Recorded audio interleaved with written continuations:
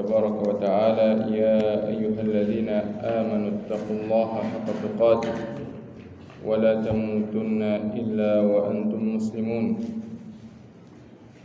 أما بعد فإن خير الكلام كلام الله وخير الهدي هدي نبينا محمد صلى الله عليه وسلم وشر الأمور محدثاتها وكل محدثة بدعة وكل بدعة ضلالة. Ikhwani wa akhwati fid din, rahimani wa rahimakumullah. Alhamdulillah, pujian dan syukur kita panjatkan terus kehadirat Allah Subhanahu wa taala sebagai satu-satunya ilah, zat yang berhak untuk disembah, diibadahi, dan satu-satunya zat yang memiliki kesempurnaan, yang dengan kesempurnaan dan karena kesempurnaan itulah maka kita selayaknya terus memuji kepada Allah Subhanahu wa taala, selalu membasahi lisan kita dengan pujian kepada Allah Subhanahu wa taala, yang dengan pujian tersebutlah seorang hamba akan mendapatkan kemuliaan di sisi Allah Subhanahu wa taala. Maka puji dan syukur haruslah terus kita panjatkan kehadirat Allah Subhanahu wa taala atas nikmat-nikmat tersebut. Ikhwani wa akhwati fid din, azani Allah wa iyyakum. Alhamdulillah, pada pagi hari ini kembali kita bisa melanjutkan majelis kita dalam mengkaji kitab Riyadhus Shalihin min kalami Sayyidil Mursalin, yang dimana pada beberapa pertemuan sebelumnya kita telah membahas beberapa bab yang dibawakan oleh Imam Nawawi berkenaan dengan hakikat dari kehidupan dunia dan anjuran untuk mensedikitkan diri, mensedikitkan keinginan dan ambisi kita dalam kesenangan-kesenangan dunia, baik itu hal yang bersifat harta maupun kesenangan-kesenangan lain dari perkara-perkara dunia. Maka setelah dari itu Al-Imam An-Nawawi rahimahullah membawakan bab yang bicara tentang anjuran memiliki sifat al-karam atau sifat kedermawanan, yang kalau seorang telah memahami hakikat dari kesenangan-kesenangan dunia, kenikmatan-kenikmatan dunia yang Allah SWT berikan kepadanya, maka selayaknya dia pun memahami bahwasanya sebagai seorang mukmin, sebagai seorang mukminah, maka dia diperintahkan untuk memiliki sifat al-jud wal karam, sifat kedermawanan dan bermurah hati untuk memberikan apa yang dia miliki kepada pos-pos dari hak-hak yang seharusnya dia tunaikan. Oleh karena itu Al-Imam An-Nawawi rahimahullah membawakan bab setelah pembahasan tentang bab-bab tersebut dengan judul Babun al-karam wal judu wal infaqu fi wujuhil khairi thiqatan billahi ta'ala. Bab anjuran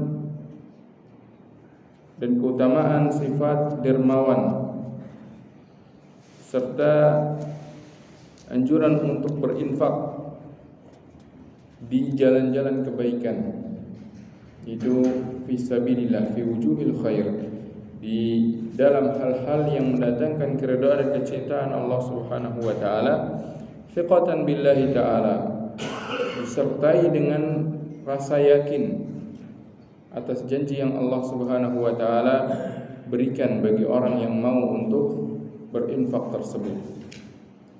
Maka di dalam bab ini Al-Imam An-Nawawi rahimahullah mengingatkan kita tentang bagaimana seharusnya kita menyikapi kenikmatan dunia yang Allah berikan, wabil khusus dalam urusan harta.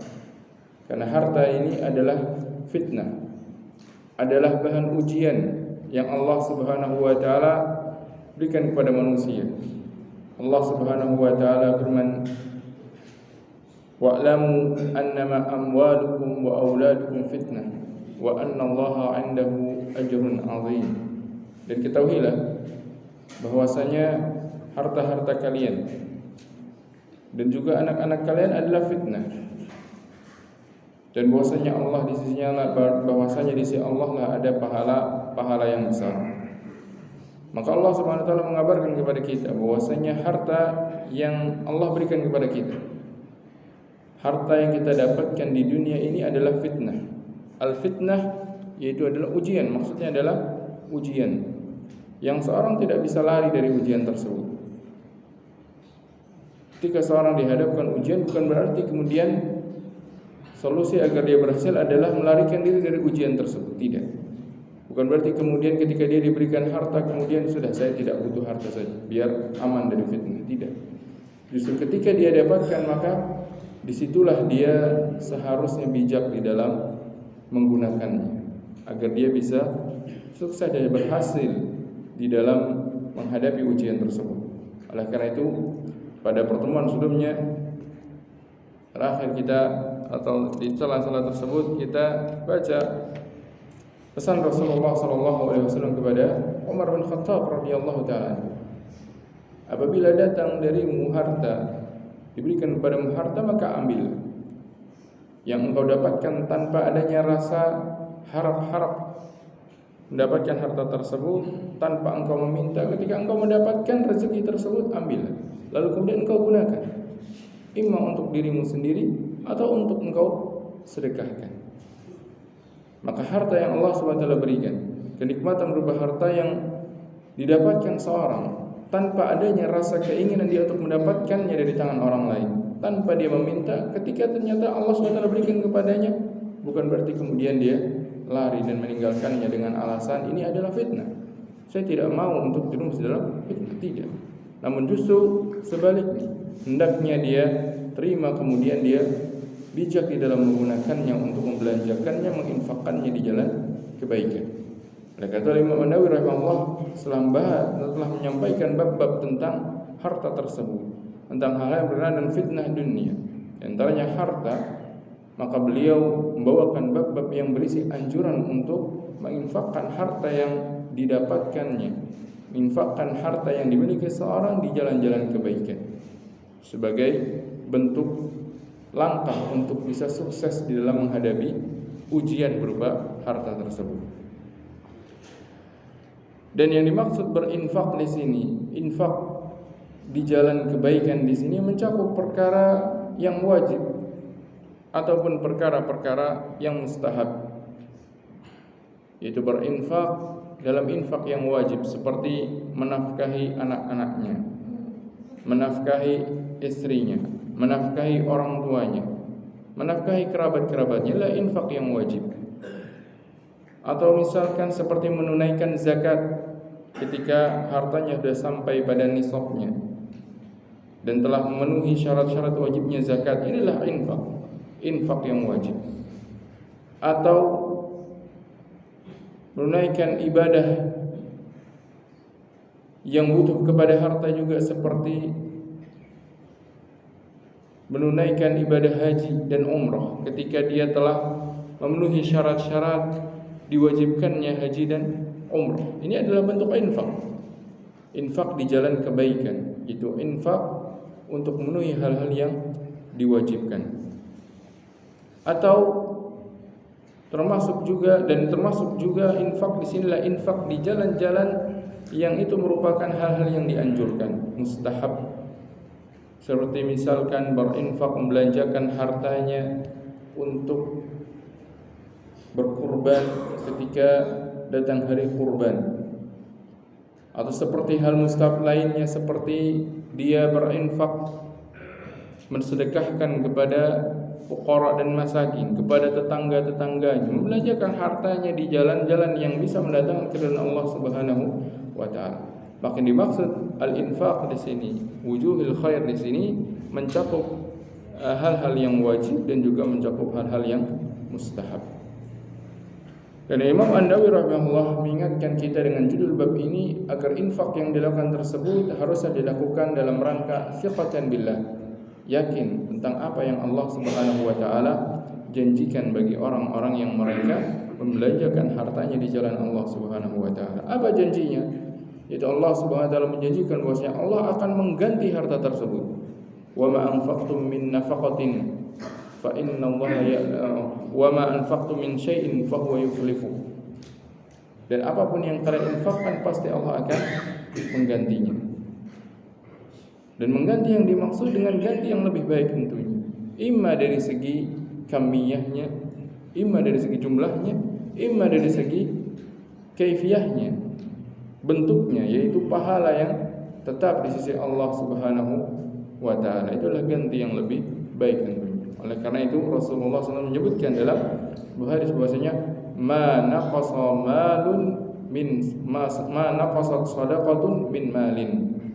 Sedekah itu tidak mengurangi harta. Kenapa tidak mengurangi harta?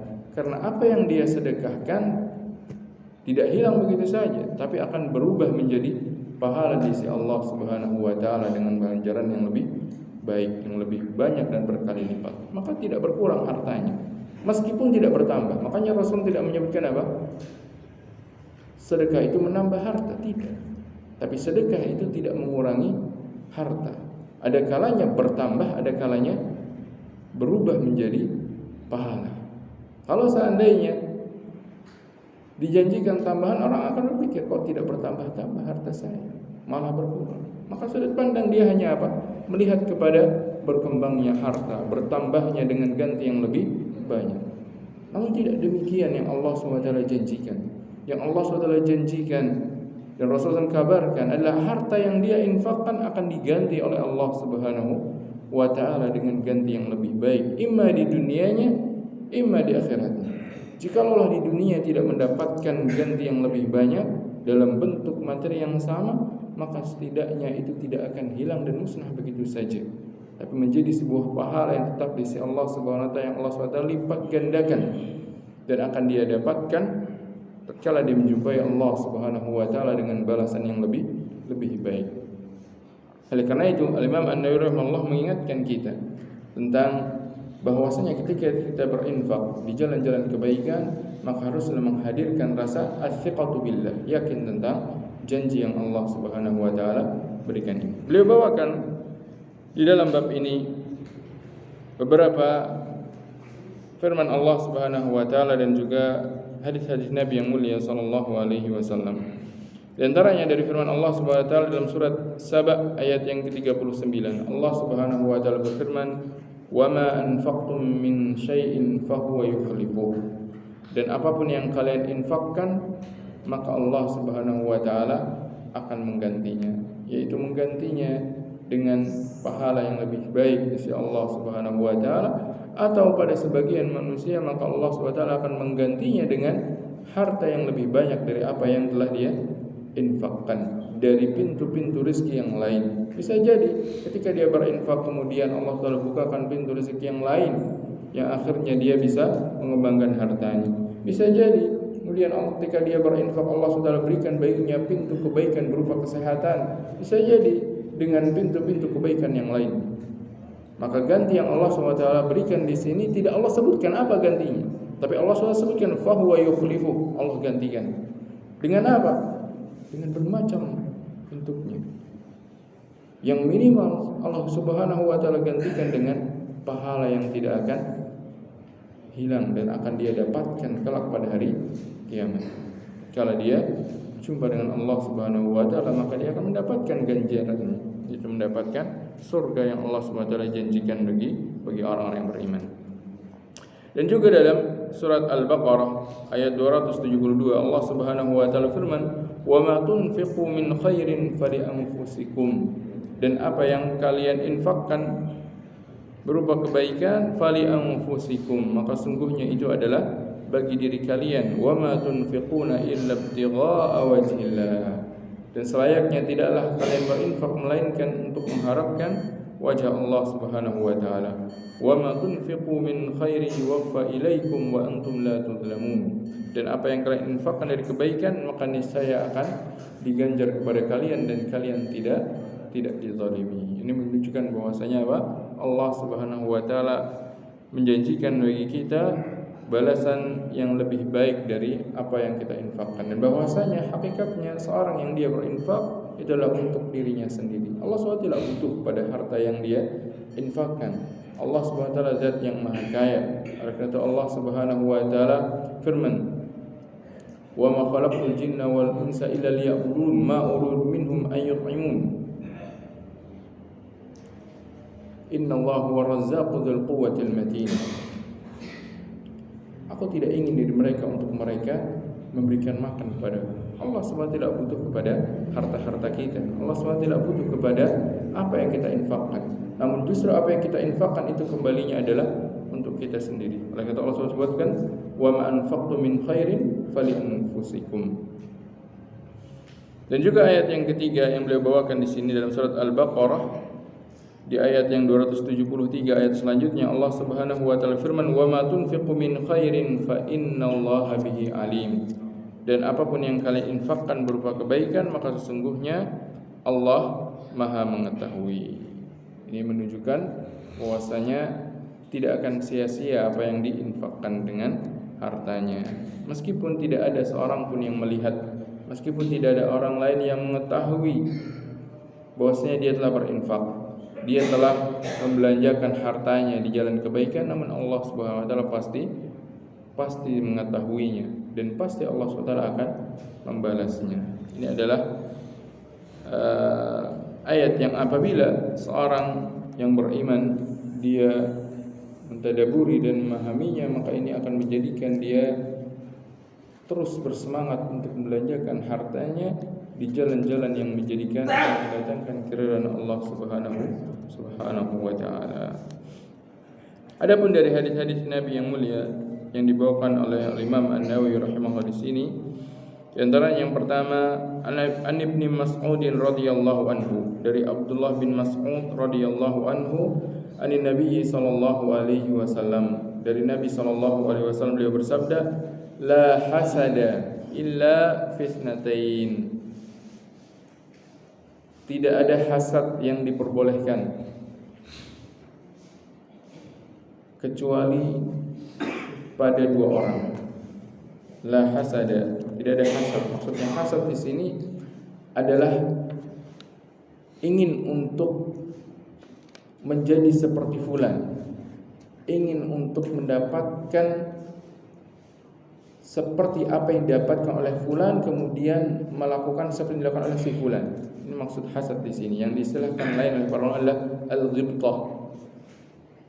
Bukan hasad yang maksudnya adalah ingin mendapatkan apa yang didapatkan fulan, namun tidak mencontohnya di dalam bersikap. Yang dimaksud hasad di sini adalah keinginan untuk berperilaku seperti si fulan. Maka Rasulullah SAW sebutkan, la hasada, tidak ada hasad yang diperbolehkan kecuali pada dua sifat, pada dua keadaan.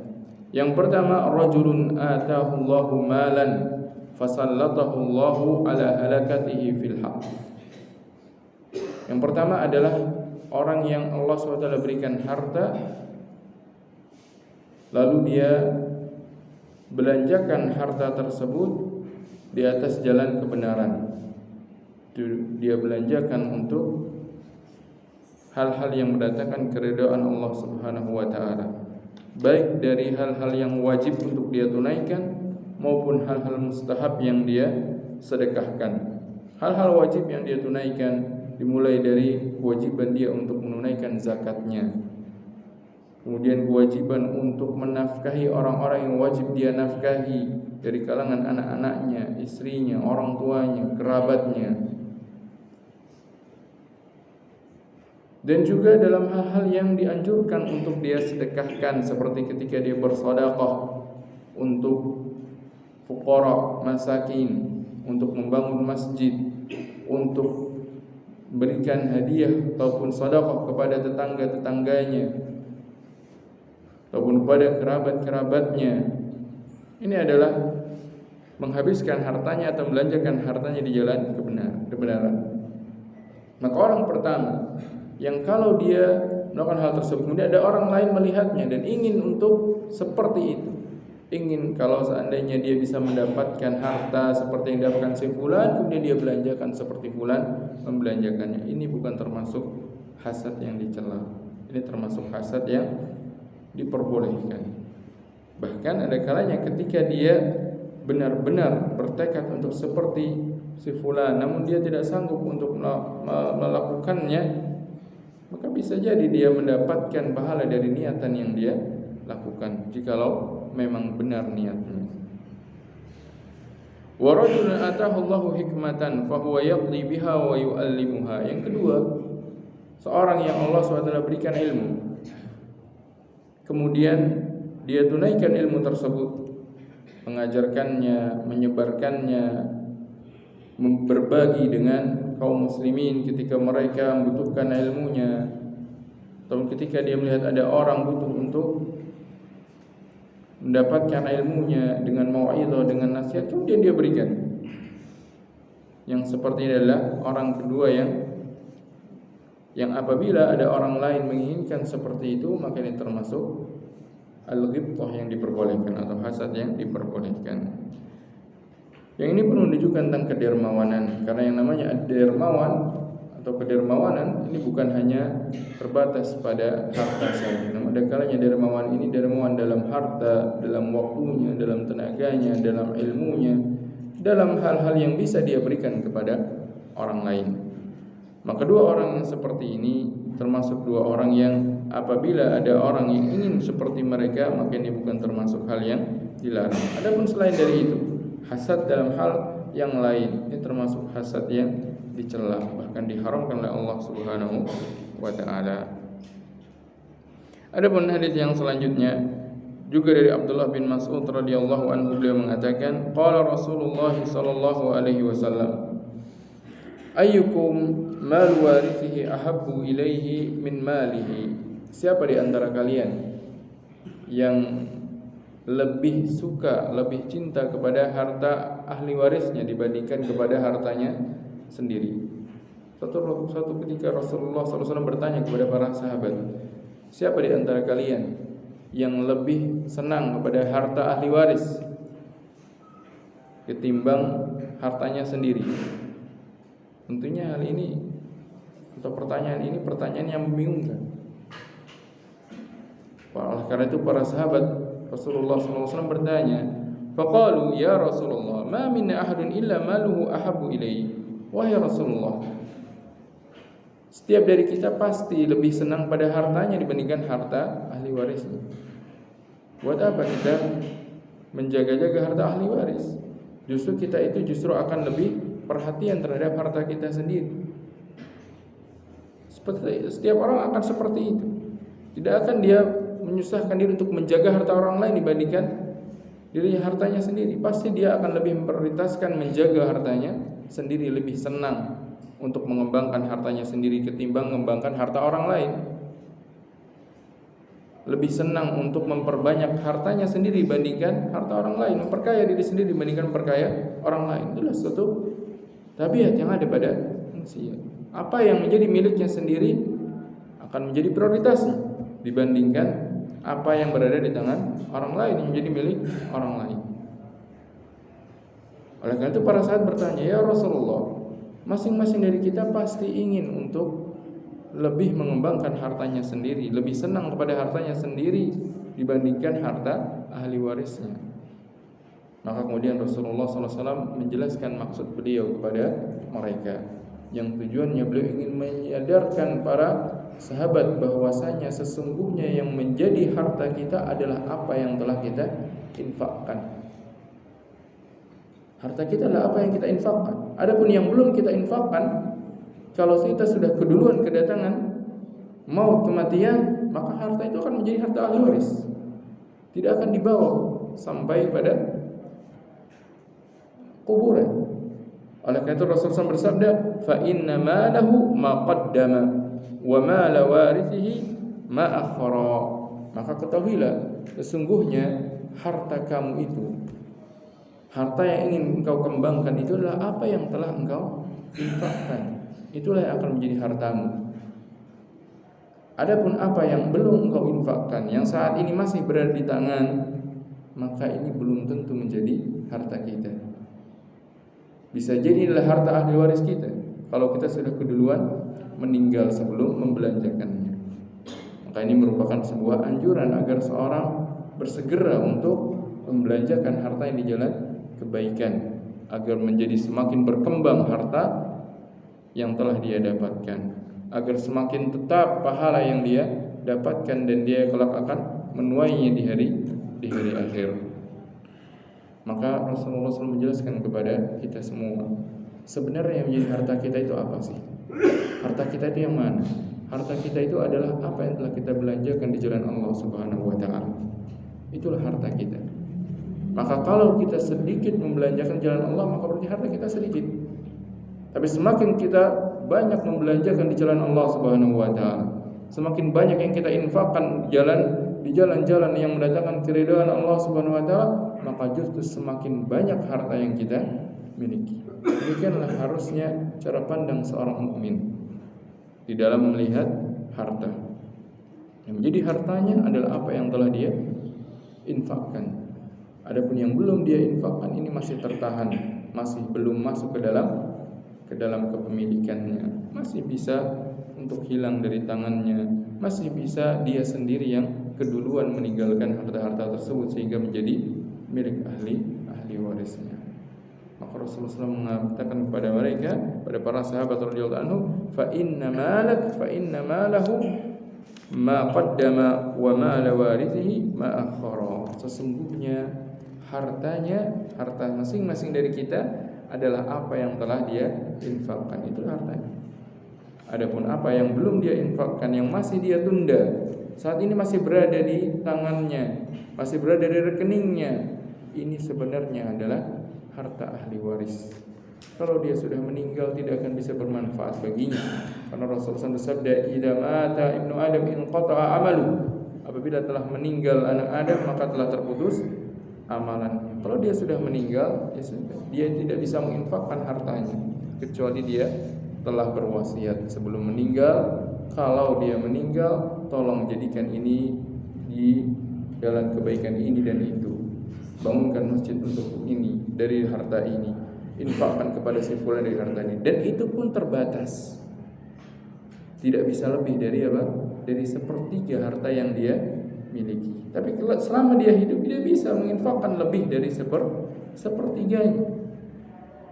Namun ketika dia meninggal, dia hanya menyisakan wasiat, dia hanya diizinkan untuk bisa memberikan wasiat, sedekah atau infak sepertiga dari harta yang dia miliki.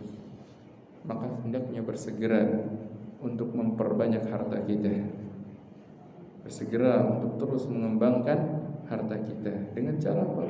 Menginfakkannya di jalan Allah Subhanahu wa taala, di jalan-jalan kebaikan, baik di dalam hal-hal yang wajib untuk kita tunaikan maupun hal-hal yang mustahab dari apa yang harus kita sedekahkan.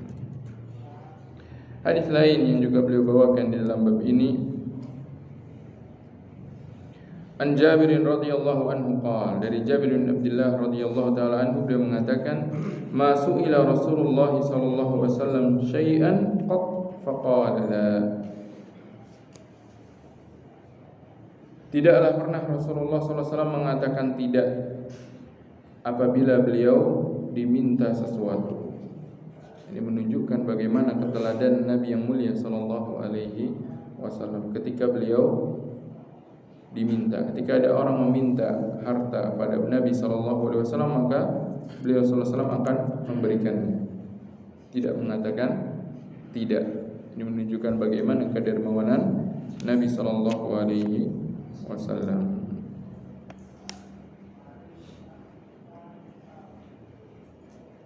Dan juga diriwayatkan dari Abu Hurairah radhiyallahu taala anhu, beliau mengatakan, qala Rasulullah sallallahu alaihi wasallam, Rasulullah sallallahu alaihi wasallam bersabda, "Ma min yaumin yusbihul ibadu fihi illa malakani yanzilan." Tidaklah ada satu hari yang dilalui oleh hamba-hamba Allah Subhanahu wa taala, itu apabila setiap dari kita melalui hari-harinya, pada setiap harinya maka ada dua malaikat yang turun. Fayaqulu ahaduhuma, maka salah satu dari dua malaikat itu mengatakan, Allahumma a'ti munfiqan khalafan. Dia berdoa, ya Allah, berikanlah ganti kepada orang yang berinfak. Wa yaqulul akhar, dan yang lain mengatakan, Allahumma a'ti mumsikan talafan.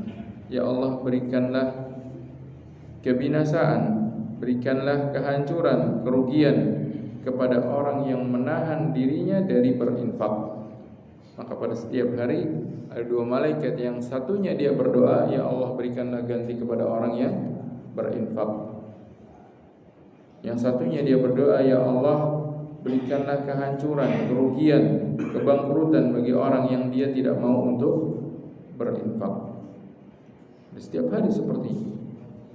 Ada dua malaikat yang mereka mendoakan. Yang satu dia mendoakan kebaikan bagi orang yang mau berinfak, yang satu dia mendoakan keburukan bagi orang yang dia tidak mau berinfak. Maka pada setiap hari kita wajib untuk berinfak. Setiap hari kita wajib untuk berinfak, tidak terkecuali.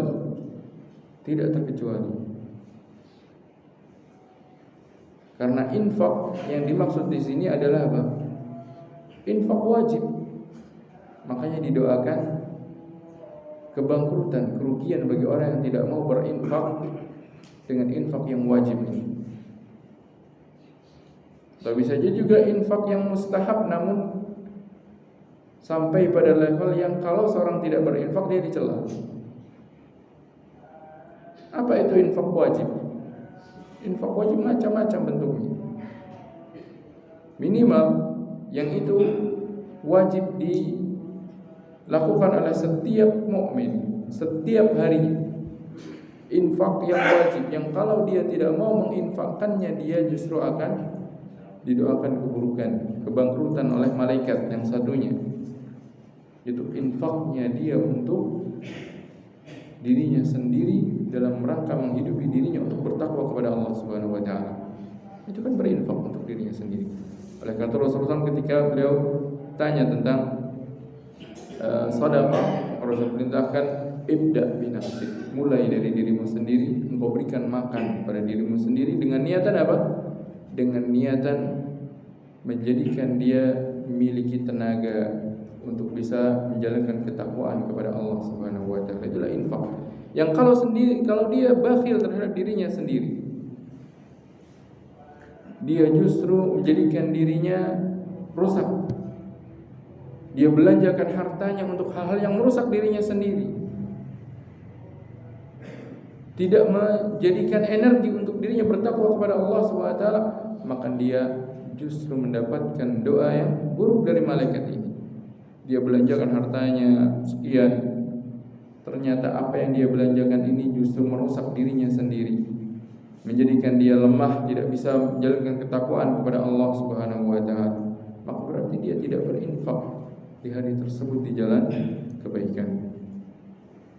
Adapun seorang yang dia berinfak dari infak-infak yang wajib dia tunaikan untuk dirinya, untuk anak-anaknya, kalau dia memiliki anak-anak, dia infakkan, berikan makan kepada mereka dengan menghadirkan niat bahwasanya dia ini memiliki kewajiban untuk menafkahi mereka.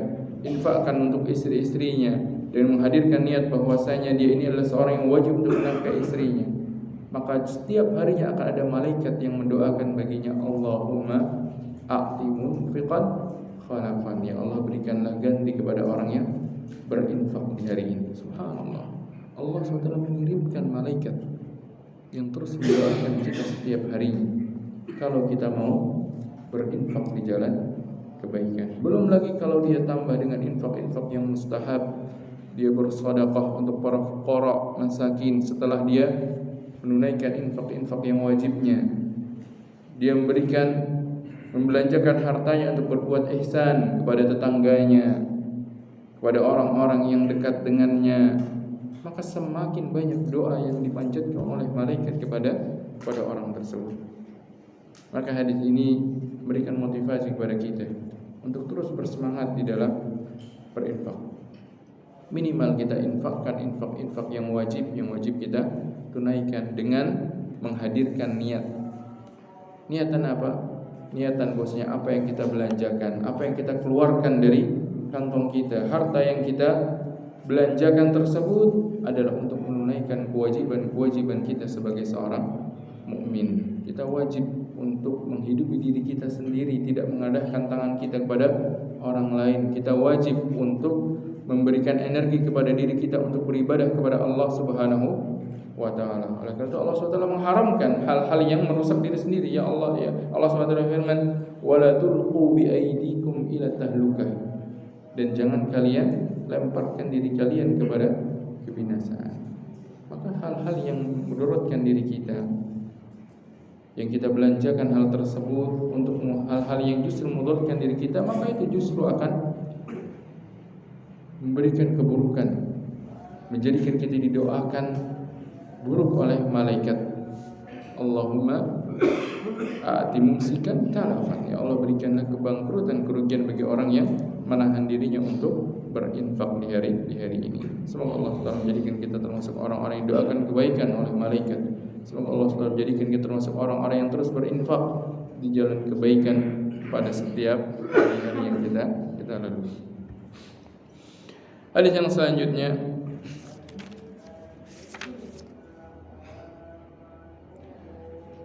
dari Anas bin Malik radhiyallahu taala anhu, beliau mengatakan, "Ma su'ila Rasulullah sallallahu alaihi wasallam 'ala al-Islam syai'an illa a'tah."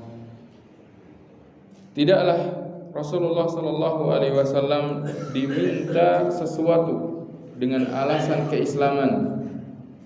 Dia sallallahu alaihi wasallam apabila ada seorang datang meminta beliau dengan alasan keislaman, maksudnya apa? Bisa jadi orang yang minta ini adalah orang yang dia sudah mulai cenderung kepada Islam, dia masih dalam keadaan kufur, dia ingin mencari tahu tentang Islam, coba-coba untuk mendekat, kemudian mencari-cari informasi tentang Islam. Namun dia ini orang yang minta pada Rasulullah SAW, minta suatu, ngecek dulu gimana sih kepribadiannya Rasulullah SAW, gimana sih kaum muslimin itu sebenarnya. Belum mau dia untuk menerima Islam, belum mau dia untuk langsung kemudian masuk ke dalam Islam. Dia coba-coba cari tahu dulu. Nah, seperti itulah manusia. Kadang kalau dia baru di awal-awal jalan hidayah, baru mengenal hidayah, dia malu untuk kemudian langsung masuk ke dalam hidayah tersebut. Dia coba dulu mendekat, coba dulu mendengar, coba dulu mencari tahu. Maka apabila ada seorang yang dia minta kepada Rasulullah SAW dengan alasan keislaman, maka Rasulullah SAW tidaklah kemudian menolak permintaan yang dia minta. Maka itu kata Anas, tidak pernah Rasulullah SAW apabila beliau diminta sesuatu melainkan beliau akan memberikan, pasti akan beliau berikan. Walaqad ja'ahu rajulun, sampai suatu ketika pernah ada seorang dia datang kepada Nabi SAW, fa'atahu ghanaman baina jabalain. Nabi SAW tahu orang ini sudah mulai cenderung pada Islam, dia masih berada dalam kekufurannya, tapi dia mau mulai mendekat, mau mendatangi Nabi SAW, kemudian ingin mencari tahu tentang bagaimana kaum muslimin, bagaimana sih syariat Islam itu. Maka Nabi SAW memberikan kepada dia kambing sejumlah apa yang ada di antara dua gunung, di lembah. Semua yang ada di lembah tersebut semuanya diberikan kepada orang tersebut. Berarti apa? Banyak yang diberikan. Faraja ila qaumihi, akhirnya orang tersebut pulang dengan membawa kambing tersebut kepada kaumnya. Faqala, lalu sampainya di sana dia katakan, ya qaumi aslimu, wahai kaumku, masuk Islamlah kalian. Sebaiknya kalian masuk Islam saja. Kenapa? Fa inna Muhammadan yu'ti ata'a man la yakhshal faqra. Karena aku mendapati bahwasanya Muhammad, nabinya mereka, nabinya kaum mukminin, adalah seorang yang ketika dia memberikan, ketika dia berinfak dengan tidak takut kefakiran. Rasulullah SAW ketika beliau memberikan sesuatu, maka beliau tidak takut kemudian fakir. Menunjukkan apa? menunjukkan beliau sesungguhnya seorang yang sangat dermawan. Terlebih hal ini dengan tujuan dakwah. Karena orang ini kan datangnya dalam keadaan kafir, tapi dia ini pemuka kaum. Nabi SAW tahu orang ini adalah pemuka kaum yang kalau dia bisa diambil hatinya, dia bisa kemudian tunduk kepada Islam, dia akan mengajak kaumnya masuk ke dalam Islam. Maka Nabi SAW memberikan kepada dia kambing seisi lembah tersebut.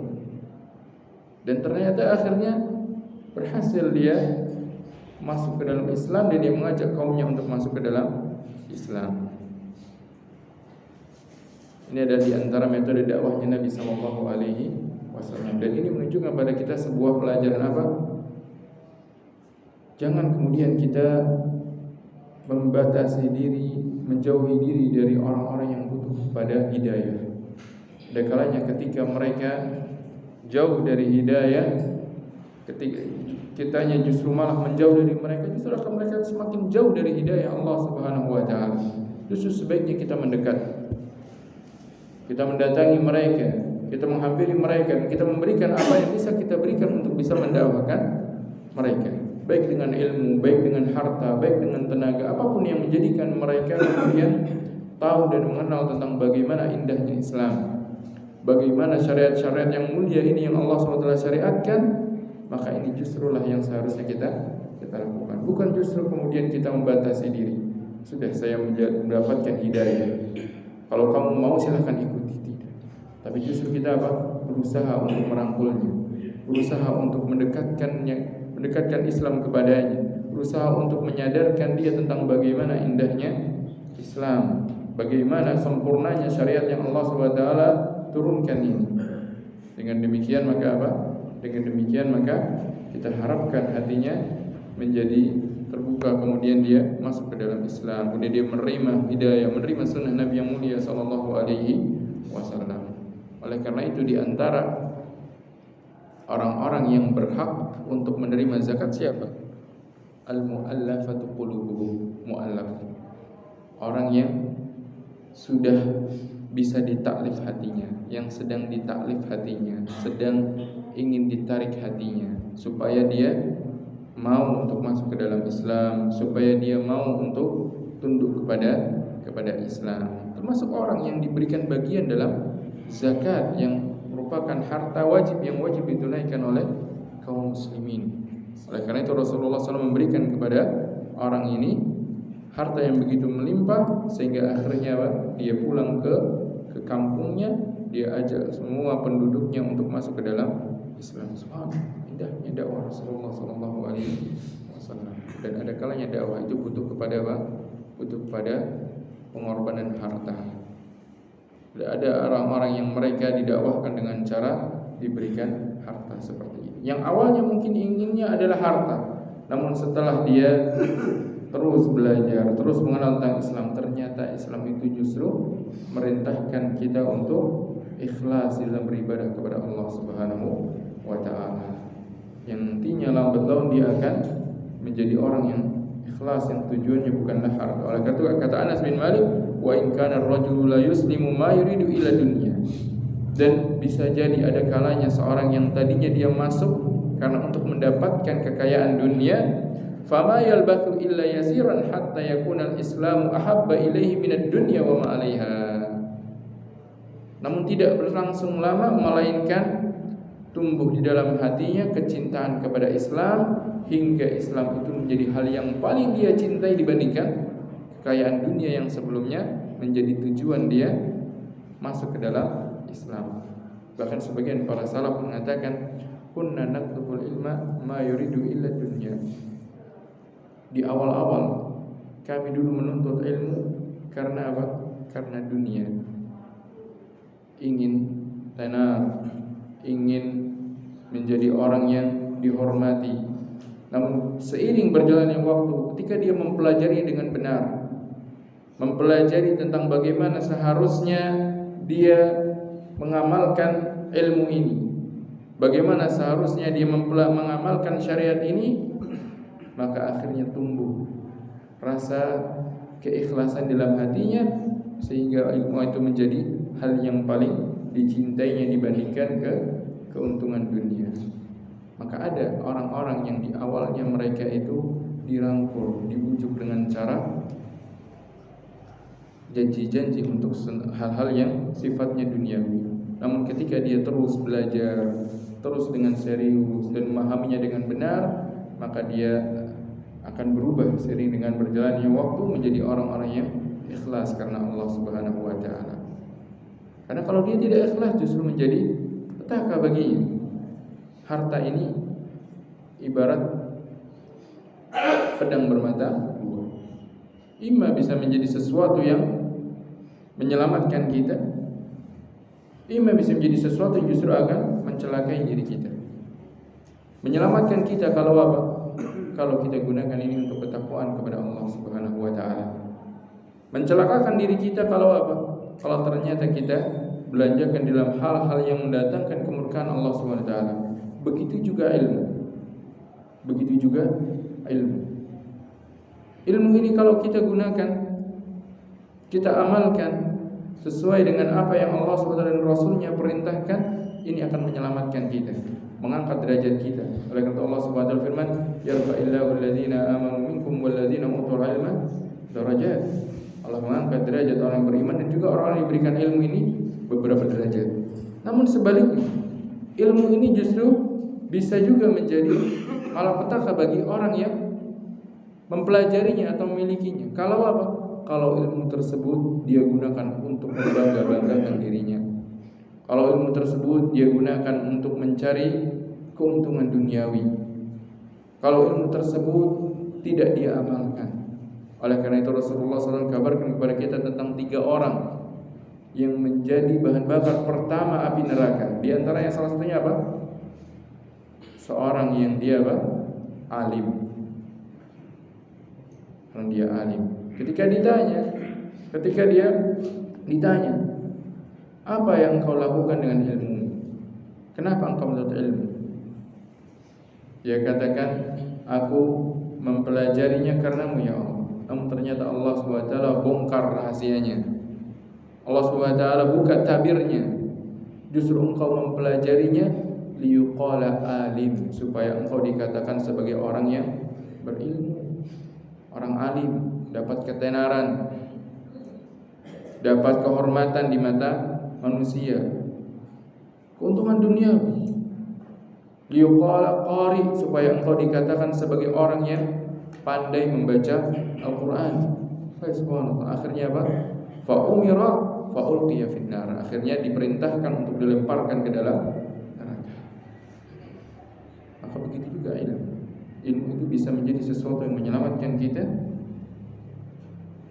atau justru sebaliknya, sesuatu yang justru akan mencelakai kita. Semoga Allah SWT menyelamatkan kita dengan ilmu yang telah kita pelajari. Semoga Allah SWT menjadikan ilmu yang kita pelajari adalah ilmu yang bermanfaat, ilmu yang kita amalkan. Maka para salafun salih rahimahullah ta'ala, mereka mengawali menuntut ilmu itu dengan keikhlasan. Namun ada di antara mereka yang mengungkapkan bahwasanya awalnya mereka menuntut ilmu adalah untuk perkara dunia. Namun seiring berjalannya waktu, dengan serius dia belajar, dengan terus mempelajari tentang pentingnya ikhlas, pentingnya dia mengamalkan ilmu yang dia dapatkan, maka tumbuh keikhlasan, tumbuh kesadaran bahwasanya kalau ilmu ini tidak digunakan sebagaimana mestinya, justru akan menjadi senjata yang paling berbahaya bagi dirinya sendiri. Nasallallahu alaihi.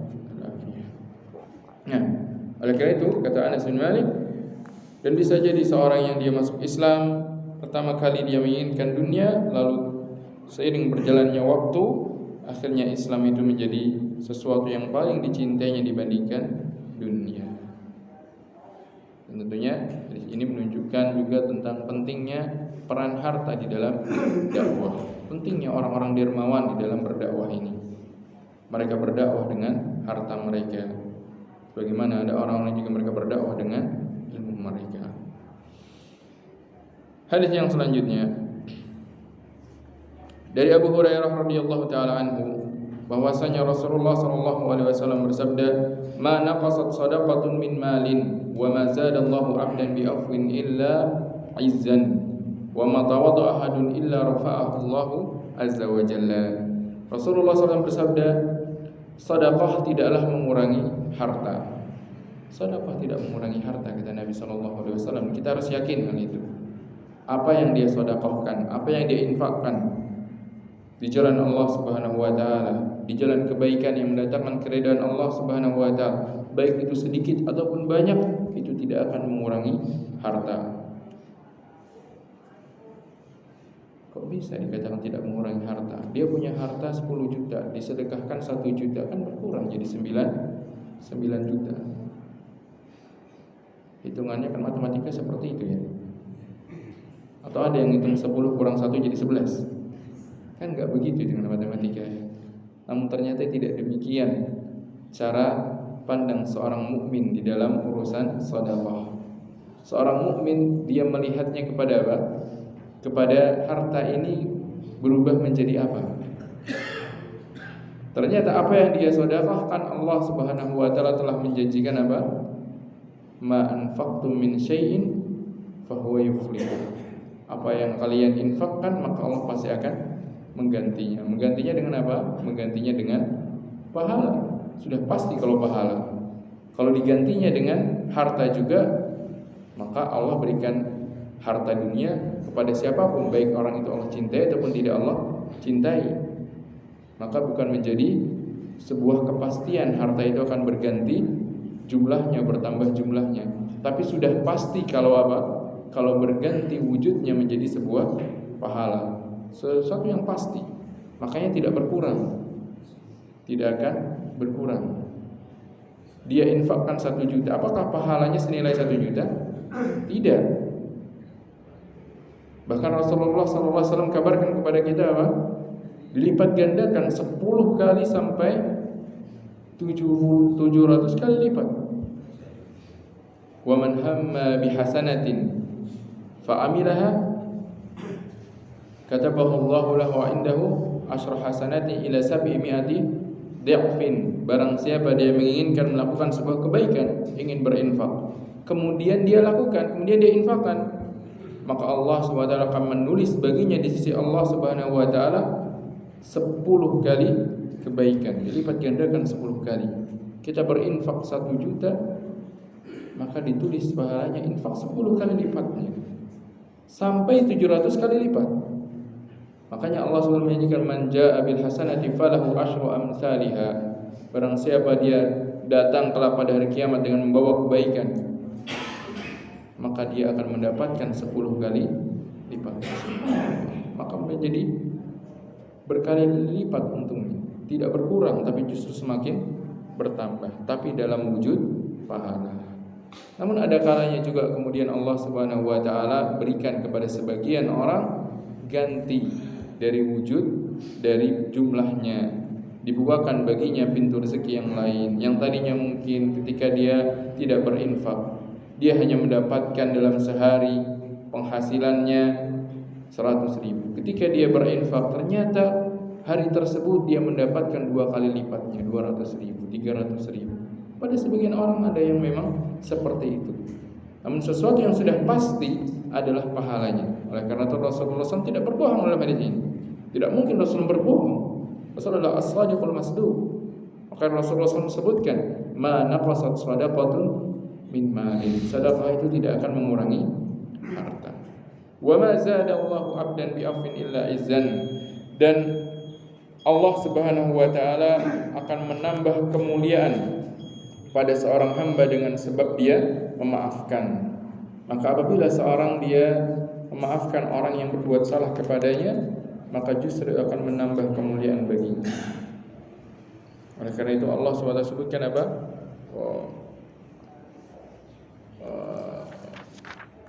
Khudhil afwa wa'mur bil urfi wa'arid 'anil jahilin.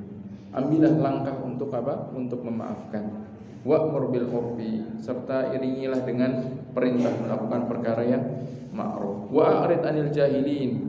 Dan kalau engkau terus mendapatkan perlakuan buruk, sudah memaafkan, terus mendapatkan perlakuan buruk, sudah tinggalkan saja perilaku orang-orang yang jahil tersebut. Tidak perlu kemudian ditanggapi terus-menerus, capek menanggapi hal-hal yang menyulitkan dirinya sendiri. Sudah berikan maaf dan terus berjalan di atas perkara yang ma'ruf, terus nasihati di atas al-ma'ruf atau di atas kebaikan.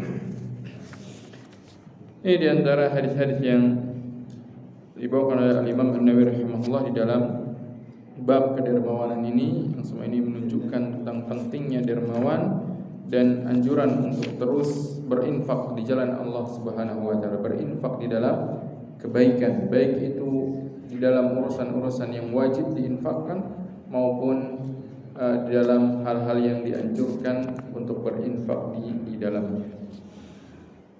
Kemudian Al-Imam An-Nawawi rahimahullah menyertakan di bab selanjutnya tentang larangan dari sifat bakhil dan kikir, karena ini sangat berkaitan dengan kedermawanan. Lawan dari sifat dermawan adalah sifat al-bakhil.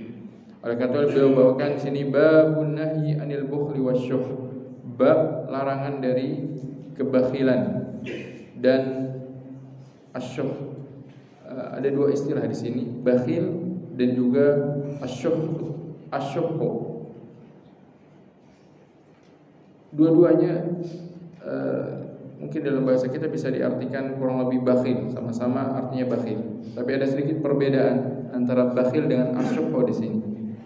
Yang namanya bakhil adalah dia tidak mau menunaikan kewajibannya, tidak mau menunaikan kewajibannya di dalam membelanjakan harta.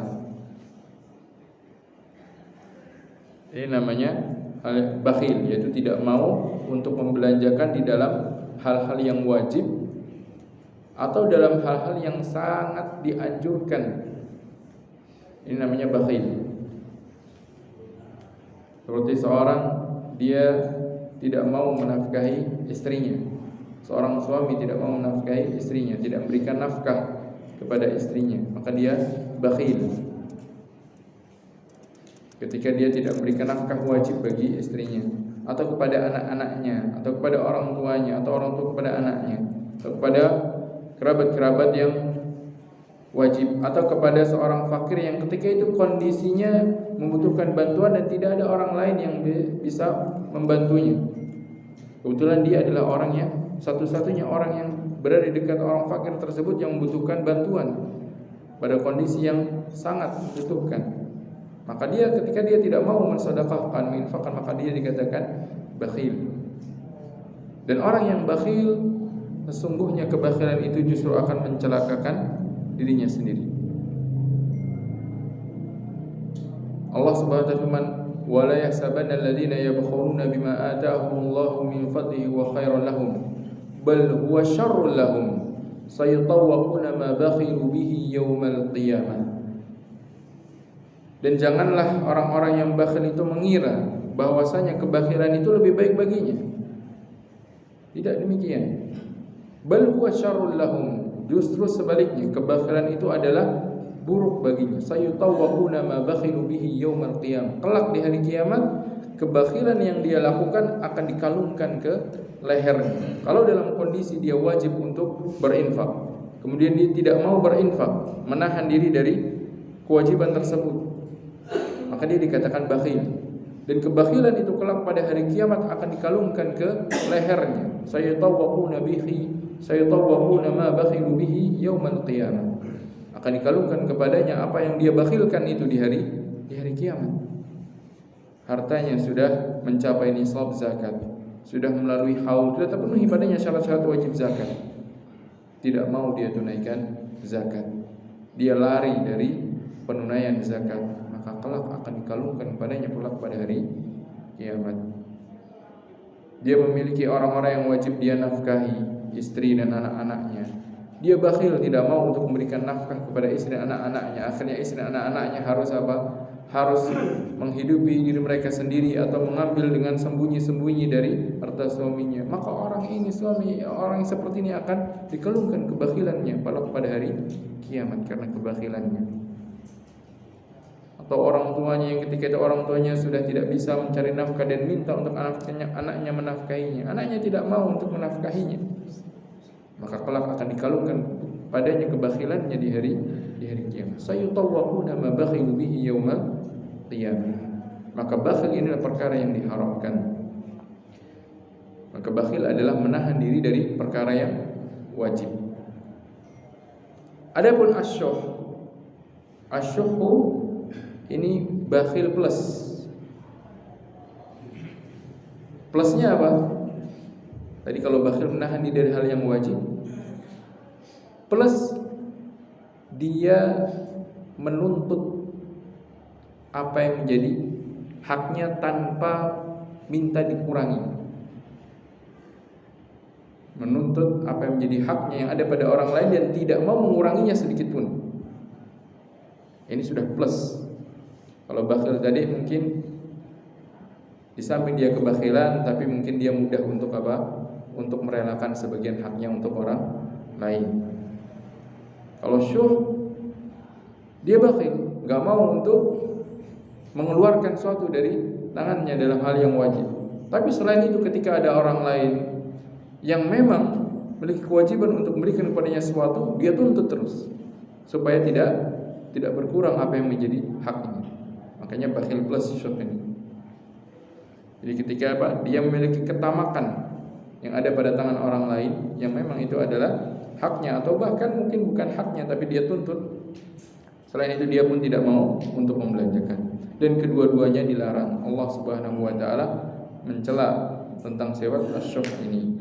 Dan orang yang bisa selamat dari sifat syuh ini, Allah SWT nyatakan mereka adalah orang yang beruntung. Wa may yuqa syuhha nafsihi fa ulaika humul muflihun. Allah SWT firman, ya ayyuhalladzina amanu atii'u wattaqullaha mastata'tum wasma'u wa atii'u wa anfiqu khairan li anfusikum wa may yuqa syuhha nafsihi fa ulaika humul muflihun. Dan taatlah kepada Allah semampu kalian, dan dengarlah, yaitu dengarlah syariat-syariat Allah, pelajarilah agama-agama Allah Subhanahu wa taala, wasma'u wa ati'u, lalu taatlah, amalkanlah, wa anfiqu khairan li anfusikum, dan infakkanlah yang itu lebih baik bagi diri kalian. Wa may yuqa syuhha nafsihi, dan barang siapa dia diselamatkan dari kebakhilan dirinya, fa ulaika humul muflihun, maka merekalah orang-orang yang beruntung.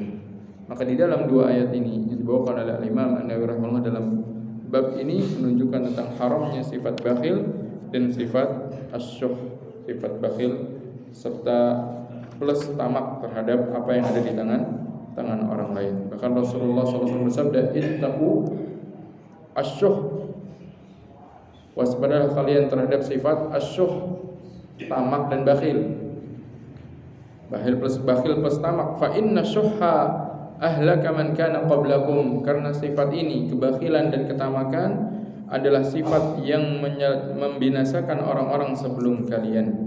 Hamalahum ala an safaqu dima'ahum, sifat bakhil plus tamak ini menjadikan orang-orang sebelum kita saling menumpahkan darah. Wastahallu maharimahum, dan menjadikan mereka menghalalkan kehormatan-kehormatan satu dengan yang lain. Waliyadzubillah. Maka kita berlindung kepada Allah Subhanahu wa taala dari sifat bakhil, sifat tamak ini, sifat al-bukhl wa syuh, agar kita selamat dari apa yang telah menimpa umat-umat sebelum kita berupa perebutan harta, berupa kelaliman di dalam menginjak-injak kehormatan satu dengan yang lainnya. Dan Allah Subhanahu wa taala telah menjanjikan bagi orang-orang yang mau untuk meninggalkan sifat bakhil, menjauhi dari sifat bakhil, bahwasanya Allah SWT akan mudahkan jalannya menuju kebaikan. Adapun orang-orang yang bakhil, maka Allah akan persulit jalannya. Allah akan sempitkan jalan dan menjadikan tempat berakhirnya adalah di neraka. Allah Subhanahu wa taala, wa fa amma man a'ta wattaqa wa saddaqa bil husna fasanuyassiruhu lil yusra wa amma man bakhila wastaghna wa kadzdzaba bil husna fasanuyassiruhu lil usra. Dan adapun orang-orang yang dia memberikan hartanya di jalan-jalan yang Allah perintahkan, baik itu hal yang wajib maupun hal yang mustahab, fa amma man a'ta wa saddaqa bil husna, dan dia membenarkan tentang al-husna. Al-husna yaitu membenarkan tentang janji Allah Subhanahu wa taala bagi orang-orang yang mereka berinfak, membenarkan tentang syariat Allah Subhanahu wa taala, itu al-husna. Dan membenarkan bahwasanya balasannya lebih baik, karena al-husna itu kata muannas dalam bahasa Arab, sifat muannas dari sifat ahsan, seperti asmaul husna itu adalah muannas dari mudzakarnya ahsan, yang paling baik. Maka sebagian ulama menafsirkan wasaddaqa bil husna, yaitu wasaddaqa bil mujazatil husna, membenarkan tentang balasan yang lebih baik. Fasanuyassiruhu lil yusra, maka yang dia dapatkan akan kami mudah baginya jalan menuju kemudahan. Apa itu jalan menuju kemudahan? Surga. Surga. Al yusra adalah fasanuyassiruhu lil yusra, jalan kemudahan surga. Makanya ketika Rasulullah SAW pernah suatu ketika mengatakan kepada para sahabat, ma minkum illa wa qad kutiba maq'aduhu fil jannati wa fin nar. Masing-masing dari kalian telah ditetapkan tempatnya di surga dan di neraka. Masing-masing dari kita ini sudah punya ketetapan dia di surga atau di neraka. Sebelum kita dilahirkan kita sudah ditetapkan kita di surga atau di neraka. Kalau gitu buat apa ya? Capek-capek beramal kan? Sama para sahabat ketika mendengar sabda Nabi yang mulia sallallahu seperti itu pun bertanya, "Ya Rasulullah, afala nattaqi famal amal? Afala nattaqi, kalau gitu buat apa kita beramal? Kalau sudah ditetapkan jadi surga atau di neraka?" Maka Rasulullah SAW menjawab mereka, "I'malu fa kullun muyassarun lima khuliqalah." Tetaplah beramal karena masing-masing dari kalian akan dimudahkan langkahnya kepada apa yang telah menjadi takdirnya. Maka barang siapa dia berinfak, dia membenarkan tentang balasan yang Allah SWT janjikan, maka dimudahkan baginya jalan menuju surga. Fasanuyassiruhu lil yusra, dimudahkan jalannya menuju jalan yang mudah, yaitu surga.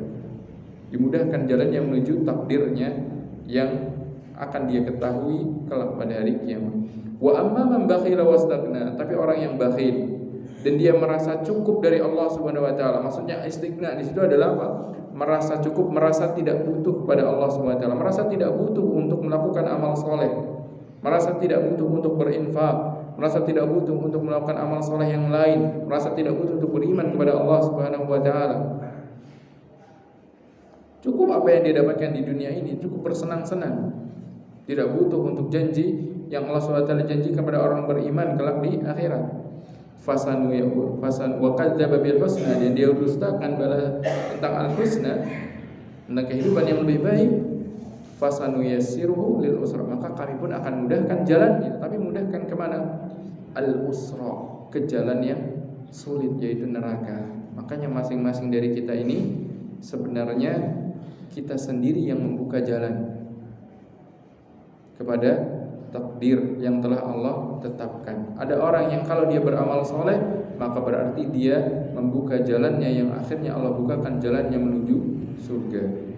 Namun barang siapa dia melakukan amal kemaksiatan, kekufuran, maka dia telah membuka jalannya yang kemudian Allah mudahkan jalannya menuju neraka. Allah tidak memaksa kita, namun Allah SWT membuka takdir kita setelah kita beramal. Adapun sebelum kita beramal, kewajiban kita adalah terus beramal dengan amal-amal yang Allah SWT perintahkan, yaitu amal saleh. Semoga Allah SWT berikan kepada kita taufik untuk bisa terus beramal saleh dan terus istiqamah di atas amal saleh yang Allah SWT syariatkan kepada kita. Dan semoga Allah SWT berikan kepada kita ilmu yang bermanfaat dari majlis-majlis yang kita lakukan, dan semoga Allah SWT menjadikan ilmu ini adalah hujjah pembela bagi kita yang akan menjadi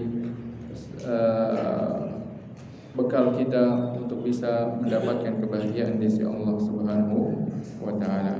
Allahumma. Wa akhwati fid din, azani Allah wa iyyakum. Sampai di sini dulu pembahasan kita pada pagi hari ini.